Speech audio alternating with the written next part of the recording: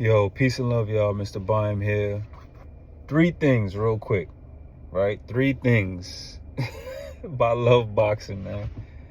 Shout out to the boxing world. Shout out to boxing Twitter. Shout out to everything that's going on in boxing. 3 things that's getting on my nerves right now, right? 1, I'm tired of hearing about this Shakur Stevenson or Quarter Con man, like I like to call him, and Teofimo Lopez or Timalifu Lopez, like I like to call him. I'm tired of hearing about that fight. Sign the fucking contract or shut up, man. It's been going on for back and forth. It's just I had enough. 2, Boots Ennis, one of my favorite fighters. I was about to name him Boots Tune-Up Ennis, but I'm not. I'm a hold back, and I ain't gonna name him that. You know what I'm saying? That's my guy. But I don't show allegiance to any fighters. I show allegiance to the sport. That was an overrated victory against Lima. Was it compared to Boots? He's a can. I don't want to call him a can disrespectful, but I mean he's not on Boots level, obviously. Boots, I felt that he should have been coming into 154 with a better fight. You know, Bakaram, even Virgil. I think he could have started off the gate with Virgil, personally.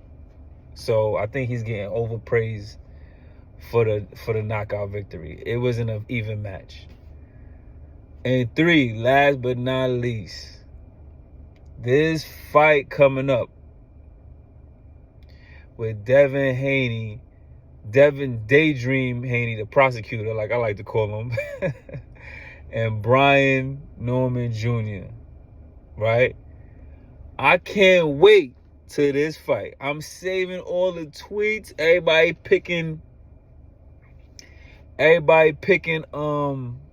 Daydream Haney, the prosecutor. Man, I can't wait, because I think he's going to get knocked the hell out, man. I really do believe that. And I don't see what people seeing, talking about, Brian Norman Jr. Daydream Haney got a high IQ. He faster, he more athletic. Like, what? Am I missing something? Am I not seeing something? So I just really can't wait till that time come, and I'm gonna be searching for all of those Twitter accounts that was, saying that Daydream Haney, the prosecutor, is gonna box circle. From what performance are y'all looking at? This is the first time the man is an underdog. This is the 3rd time he fighting somebody his size.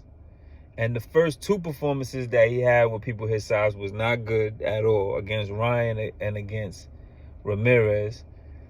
And this is the first time he's facing somebody with superior athleticism, with the most power that he's ever faced. So I just think it's a recipe for disaster.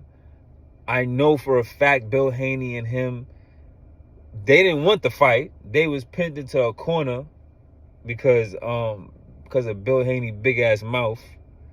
You know what I mean?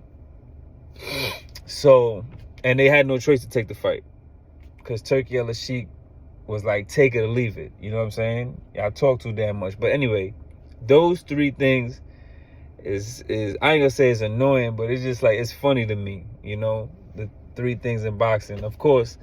And Turki Al-Sheikh, the damn the man said he wasn't gonna put pay-per-views on the zone no more. Here come pay-per-view on the zone. So everybody was singing his praises, talking about Turki's so great for the sport and blase blah. And here come the boxing league with Dana White, and they want to eradicate the Muhammad Ali law, and they want to do a whole bunch of shit, change the ring size, and It's a whole bunch of fuck shit. And then the promising of the not doing the pay-per-views, but now you're doing the pay-per-views. Everybody was saying how Turkey's so great for boxing. He putting on these great boxing events. So who, to me, I was always kind of critical, because from the very beginning, I thought it was just extra.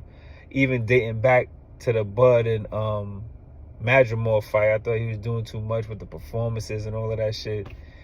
You know, the last Crescendo was supposed to be the greatest card in boxing history. And then you had a bunch of, you had Shakur fighting a damn electrician. You had motherfuckers coming in on 1 day notice. You fucked up. I mean, Bakoli got the bag. Who's one of my favorite up and coming heavyweights, Amon Bakoli. But he went and he got his bag. But you sacrificed him for a bag. He sacrificed himself for a bag. Joseph Parker still ain't get his shot at Alexander Usyk. You know what I mean? So it's just it's a lot of bullshit. Carlos Adames getting robbed from Hamzat Chimaev.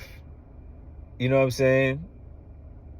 So yeah, it's just a lot of fuck shit. So I never subscribed to the notion that Turkey was so great for boxing and he's saving boxing. I seen through the bullshit. You know what I'm saying? Through the bullshit. You know, he put on a few good fights and it's like, oh, he's the savior. You know what I mean? Bud, you know, if it wasn't for Turkey, Bud, where would Bud be right now if it wasn't for Turkey Al-Ashiki? But anyway, that's beside the point. But yeah, those three things, man. Team Alifu and Kurta Khan, man, signed the fucking contract. You know what I mean? Boots, it was a cool win, but it was not too much praises, man, for fighting Lima. Let's get to the big fights, man. Let's get to the big fights, Boots. And, of course, y'all gonna eat y'all words, man. And this Brian Norman Jr. And, Bill Rick James Haney, he said they gonna stand toe-to-toe. He said that shit. He said it in a recent interview in the Boxing Voice. He said, we gonna come in and we gonna beat up Brian Norman Jr. We gonna fuck him up. We gonna beat him up. We gonna stand toe-to-toe. Ain't gonna be no running, blah, blah, blah. So I hope he stay true to that. Because really, I don't see that nigga winning that fight. Only way he winning is in survival mode by clinching, jabbing, and running. Clinch. Don't fight in the pocket. Move. You know what I mean? And jab and do your little combinations. You know what I mean? That's the only way and that's not sweet science. He gonna be in survival mode. That's the only way I see him winning that. And I don't see how he gonna win because Papa Turkey Al-Ashiki got his judges in place. So and he said he don't want no Tom and Jerry. So we're gonna see how that shit play out. But I just think that's gonna be catastrophic for Devin Daydream Haney, the prosecutor. And I think it's gonna be similar to, you know, when Errol Spence got his ass whooped. Probably even more. But we'll see. So peace and love, y'all. That's it.